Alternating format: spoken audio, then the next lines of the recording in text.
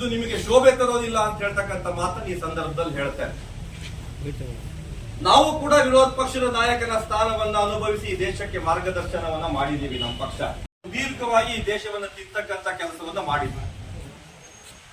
ವಾಜಪೇಯಿ ಅಂದ್ರೆ ಒಂದು ಬಿಜೆಪಿ ಅಂದ್ರೆ ಒಂದು ವಿಶ್ವಾಸಾರ್ಹತೆ ಈ ದೇಶದ ಬಗ್ಗೆ. ಎಲ್ಲಿ ಬಗ್ಗೆ ವಿಶ್ವಾಸ ಇತ್ತು ಈ ದೇಶಕ್ಕೆ ಅಂತಂದ್ರೆ, ಸ್ವತಃ ಕಾಂಗ್ರೆಸ್ ಪಕ್ಷದ ಪ್ರಧಾನಮಂತ್ರಿ ಆದಂತ ನರಸಿಂಹರಾವ್ ಅವರು ಜಿನಿವಾದಲ್ಲಿ ವಿಶ್ವಸಂಸ್ಥೆಯ ಮಹಾಸಮ್ಮೇಳನ ನಡೆಯಿತು.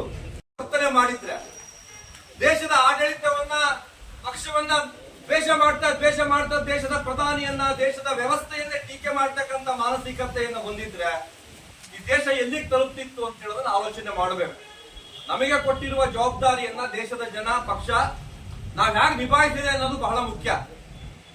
ಆ ನಿಟ್ಟಿನಲ್ಲಿ ರಾಹುಲ್ ಗಾಂಧಿ ಮತ್ತು ಕಾಂಗ್ರೆಸ್ ಪಕ್ಷ ನಿಮ್ ದೇಶದ ಬಗ್ಗೆ, ಭದ್ರತೆಯ ಬಗ್ಗೆ, ಬದ್ಧತೆಯ ಬಗ್ಗೆ, ಆಂತರಿಕ ವಿಷಯದ ಬಗ್ಗೆ ನಿಮ್ದೇನು ನಿಲುವುಗಳು ಅಂತ ಹೇಳೋದನ್ನ ಸ್ಪಷ್ಟಪಡಿಸ್ಕೊಳ್ಬೇಕು ಅಂತ ಅವರಲ್ಲಿ ವಿನಂತಿಯನ್ನು ಮಾಡ್ತೇನೆ. ಮಾತೆತ್ತಿದ್ರೆ ಸಂವಿಧಾನದಲ್ಲಿ ಜೋಬಲ್ಲಿ ಇಟ್ಕೊಂಡು ಓಡಾಡ್ತಿದ್ದಾರೆ ಸರ್ ಅಧ್ಯಕ್ಷ. ನೀವು ಅದನ್ನೆಲ್ಲ ಹೇಳ್ಬೇಕಾಗಿತ್ತು, ಸ್ವಲ್ಪ ಹೇಳ್ಬೇಕು ಅಂತ ಬಯಸ್ತಾನೆ ಮುಂದಿನ ವೇದಿಕೆಗಳಲ್ಲಿ. ಅಲ್ರಿ, ಈ ದೇಶದಲ್ಲಿ ತುರ್ತು ಪರಿಸ್ಥಿತಿ ಸಂವಿಧಾನ ಭಂಗ ಮಾಡಿ ದೀಪಕ್ ಸಾಗರ್ ಎಮರ್ಜೆನ್ಸಿ ತಂದಿರೋರು ಕಾಂಗ್ರೆಸ್ನವರು.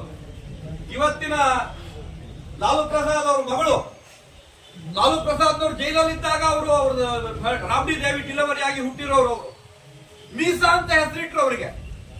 ಅವ್ರು ಇವತ್ತು ಕಾಂಗ್ರೆಸ್ ಪಕ್ಷವನ್ನ ಅಲ್ಲಿ ಬೆಂಬಲಿಸ್ತಾರಪ್ಪ, ಕೈ ಎತ್ತುತ್ತಾರೆ, ಸಂವಿಧಾನ ತೆಗಿತಾರೆ, ಮಾತೆತ್ತಿದ್ರೆ ನಾವು ಸಂವಿಧಾನ ಉಳಿಸೋರು ಅಂತ. ನಿಮ್ಮಂತ ಪತ್ರಕರ್ತರಿದಿರಲ್ಲ, ಯಶವಂತ್ ಸಿನ್ಹಾನಂತ ಪತ್ರಕರ್ತರನ್ನ ಎಮರ್ಜೆನ್ಸಿ ಟೈಲಲ್ಲಿ 2.5 ವರ್ಷ ಜೈಲಲ್ಲಿ ಇಟ್ಟಿದ್ದು ಕಾಂಗ್ರೆಸ್ ಪಕ್ಷ. ನೆನ್ಪಿಟ್ಕೋಬೇಕು, ಸಂವಿಧಾನ ಉಳಿಸ್ತವ್ರು ಯಾರು? ಅವಾಗ ಜೈಲಿಗೆ ಹೋದವರು ಬಿಜೆಪಿ ಅವರು, ಜನಸಂಘದವರು, ಜನತಾ ಪರಿವಾರದವರು. ನೆನಪು ಮಾಡಿ ಹೇಳ್ಬೇಕು ನಾನು ಅದನ್ನ. ಮೊನ್ನೆ ನಮ್ಮ ಮಾನ್ಯ ಹಿರಿಯರಾದಂತ BR ಜಯಂತ್ರವರನ್ನು ಎಮರ್ಜೆನ್ಸಿ ಟೈಮ್ ನಲ್ಲಿ ಅಷ್ಟಾಕೆ ಕಾಗೋಡು ತಿಮ್ಮಪ್ಪನವ್ರನ್ನ ದಿನ ಬಂಧಿಸಬೇಕು ಅಂತ ಅವ್ರ ಮನೆಗೆ ಪೊಲೀಸರು ಹೋಗ್ತಿದ್ರು, ಸೋಷಿಯಲಿಸ್ಟ್ ಪಾರ್ಟಿ ಅವರು. ಅವಾಗ ಸಂವಿಧಾನ ರಕ್ಷಣೆ ನಿಜವಾಗ್ಲೂ ಎಲ್ಲರಿಗೂ ಒಂದು ನೋವನ್ನ ಉಂಟು ಮಾಡಿದೆ. ಹಿಂದೂ ಅಂತಹ ಮಾತನ್ನು ಹೇಳಿದ್ದಾರೆ.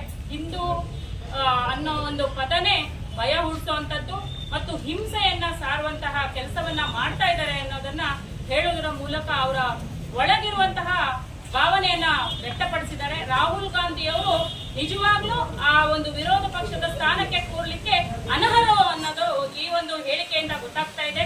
ಈ ಕೂಡಲೇ ಕಾಂಗ್ರೆಸ್ ಪಕ್ಷದ ಎಲ್ಲ ಹಿರಿಯರು ಒಂದು ಸಮಾಲೋಚನೆ ನಡೆಸಿ ಒಬ್ಬ ಯೋಗ್ಯ ವ್ಯಕ್ತಿಯನ್ನ ಆ ಜಾಗಕ್ಕೆ ಕೂರಿಸಬೇಕು ಅಂತ ಹೇಳಿ ನಾವು ಈ ಮೂಲಕ ಮನವಿಯನ್ನ ಮಾಡೋದರ ಜೊತೆಗೆ ಇವರ ಹೇಳಿಕೆಯನ್ನ ಉಗ್ರವಾಗಿ ಖಂಡಿಸ್ತೀವಿ ಅಂತ ಹೇಳ್ತಾ ಅವಕಾಶಕ್ಕಾಗಿ ವಂದಿಸ್ತಾನೆ. ಹಿಂದೂಗಳ ಬಗೆಗಿನ ರಾಹುಲ್ ಗಾಂಧಿ ಅವರ ದೃಷ್ಟಿಕೋನವನ್ನ ತಮ್ಮೆದುರಿಗೆ ಅತ್ಯಂತ ಸ್ಪಷ್ಟವಾಗಿ ತೆರೆದಿಟ್ಟಿದ್ದಾರೆ. ಕಾಂಗ್ರೆಸ್ನ ಕಾಯಿಲೆ ಮತ್ತು ಕಾಂಗ್ರೆಸ್ನ ಅಸ್ತ್ರ ಏನು ಅಂತಂದ್ರೆ, ಹಿಂದೂಗಳನ್ನ ದ್ವಿತೀಯ ದರ್ಜೆಯ ಪ್ರಜೆಗಳ ರೀತಿಯಲ್ಲಿ ನೋಡಿದ್ರೆ ಅವರಿಗೆ ಅಲ್ಪಸಂಖ್ಯಾತರ ಮತ ಬ್ಯಾಂಕ್ ಗಟ್ಟಿ ಆಗತ್ತೆ. ಏನಂದ್ರು, ಯಾವುದೇ ಶಬ್ದ ಪ್ರಯೋಗ ಮಾಡಿದ್ರು ಹಿಂದೂಗಳು ಅವರಿಗೆ ಓಟನ್ನ ಹಾಕ್ತಾರೆ. ಇದು ಕಾಂಗ್ರೆಸ್ನ ಧೋರಣೆ. ಆ ಹಿನ್ನೆಲೆ ಒಳಗೆ ಪದೇ ಪದೇ ಕಾಂಗ್ರೆಸ್ನ ಸ್ಥಳೀಯ ನಾಯಕರಿಂದ ಹಿಡಿದು ಅಲ್ಲಿಯ ಪರಮೋಚ್ಚ ರಾಷ್ಟ್ರೀಯ ವಿಪಕ್ಷ ನಾಯಕ ರಾಹುಲ್ ಗಾಂಧಿ ಅವರ ಬಗ್ಗೆ, ರಾಹುಲ್ ಗಾಂಧಿ ಅವರವರೆಗೆ ಹಿಂದೂಗಳನ್ನ ದ್ವಿತೀಯ ದರ್ಜೆಯ ಪ್ರಜೆಗಳಾಗಿ ಕಾಣ್ತಕ್ಕಂತ, ಸಂಬೋಧಿಸ್ತಕ್ಕಂತ ವಿಚಾರವನ್ನು ನಾವು ಗಮನಿಸ್ತಾ ಇದ್ದೇವೆ.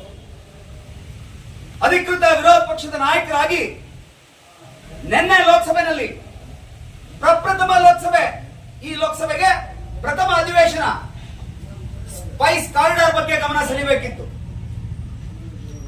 ಯಾವುದೋ ವಿಮಾನ ಖರೀದಿ ಹಗರಣ ಆಗಿದೆ ಅಂತ ಇವರೇ ಮಾತನಾಡ್ತಾ ಇದ್ರು, ಅದರ ಬಗ್ಗೆ ಬೆಳಕು ಚೆಲ್ಲಬೇಕಿತ್ತು. ದೇಶದಲ್ಲಿ ವಿಶೇಷವಾಗಿ ಅವರದ್ದೇ ಪಕ್ಷ ಇರತಕ್ಕಂಥ ಕರ್ನಾಟಕದಲ್ಲಿ ಡೆಂಗ್ಯೂ ತಾಂಡವಾಡ್ತಾ ಇದೆ.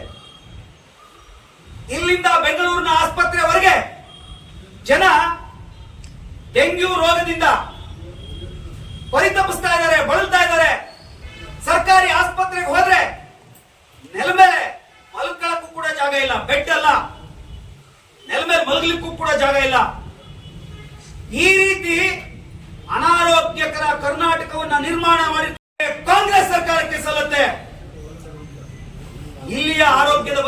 ಬೆಳಕು ಚೆಲ್ಲಬೇಕಿತ್ತು.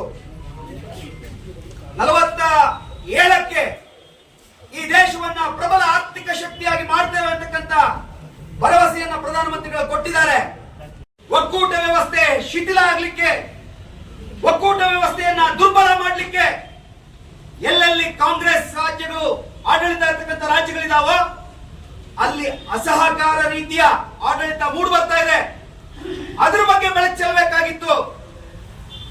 ಒಂದೊಮ್ಮೆ ಕೇಂದ್ರದ ಅನುದಾನ ಹಂಚಿಕೆಯಲ್ಲಿ ನಿಜವಾದ ತಾರತಮ್ಯ ಆಗಿದ್ರೆ ಚುನಾವಣೆಯ ಸಂದರ್ಭದಲ್ಲಿ ಬೊಗಳೆ ಬಿಟ್ಟು ಭಾಷಣ ಮಾಡ್ತಾ ಇದ್ರು. ಕರ್ನಾಟಕಕ್ಕೆ ಬರಬೇಕಾದ ಅನುದಾನ ಬಂದಿಲ್ಲ ಅಂತ ಹೇಳ್ತಾ ಇದ್ರು. ಅಭಿಯಾನ ಮುಂದುವರಿಯುತ್ತೆ. ಅವರು ಮಾತನ್ನ ಹಿಂಪಡಿಬೇಕು, ಕ್ಷಮೆ ಕೋರಬೇಕು, ಆ ಸ್ಥಾನದಿಂದ ಕೆಳಗಿಳಿಬೇಕು. ಅಲ್ಲಿಯವರೆಗೆ ಬಿಜೆಪಿ ವಿರಂಸಲ್ಲ ಅಂತಕ್ಕಂಥ ಮಾತನ್ನು ಹೇಳ್ತಾ ಅವಕಾಶಕ್ಕಾಗಿ ಒಂದು ನಾನು ಮಾತನ್ನು ಮುಗಿಸ್ತೇನೆ.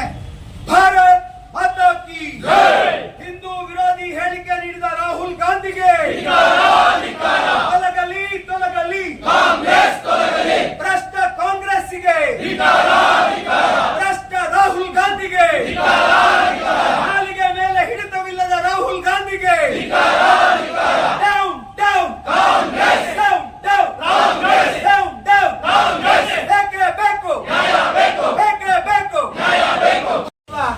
ಬೇರೆ ಯಾವ್ದೋ ಕಂಟ್ರೀಸ್ ಅಲ್ಲಿಂದ ರಾಜಕಾರಣಿಗಳು ಹೇಳಿದ್ರೆ ಏನಾಗ್ತಿತ್ತಪ್ಪ ಅಂದ್ರೆ ನಿನ್ನೆನೆ ಅಲ್ಲಿ ಆರ್ಮಿಯವರು ಅವ್ರ ದೇಶದಿಂದ ಗಡಿಪಾರು ಮಾಡ್ಬಿಡೋರು. ಯಾಕಂದ್ರೆ ನಾವು ನಮ್ದು ದುರಂತ ಇದು. ಯಾಕಂದ್ರೆ ಭಾರತ ಜಾತ್ಯತೀತ ರಾಷ್ಟ್ರ, ಇದನ್ನೆಲ್ಲ ನಾವು ಸಹಿಸ್ಕೋಬೇಕಾಗಿದೆ. ಇದನ್ನೆಲ್ಲ ಸಹಿಸ್ಕೊಂಡು ನಾವು ಬದುಕಬೇಕಾಗಿದೆ. ಇಂಥ ಒಂದು ಸ್ಥಿತಿಯಲ್ಲಿ ನಾವು ಭಾರತೀಯರು ಬದುಕ್ತಾ ಇದ್ದೀವಿ, ಹಿಂದೂಗಳು ಬದುಕ್ತಾ ಇದ್ದೀವಿ. ಇಷ್ಟನ್ನು ಹೇಳ್ತಾ ಈ ಒಂದು ಸಭೆಗೆ ಆಗಮಿಸಿ ಈ ಒಂದು ಪ್ರತಿಭಟನೆ ನಡೆಸಿಕೊಂಡು ಗಾಂಧಿಗೆ, ಹಿಂದೂಗಳನ್ನು ದ್ವಿತೀಯ ದರ್ಜೆಯ ಪ್ರಜೆಗಳಂತೆ ಕಾಣುವ ಕಾಂಗ್ರೆಸ್ ಪಕ್ಷಕ್ಕೆ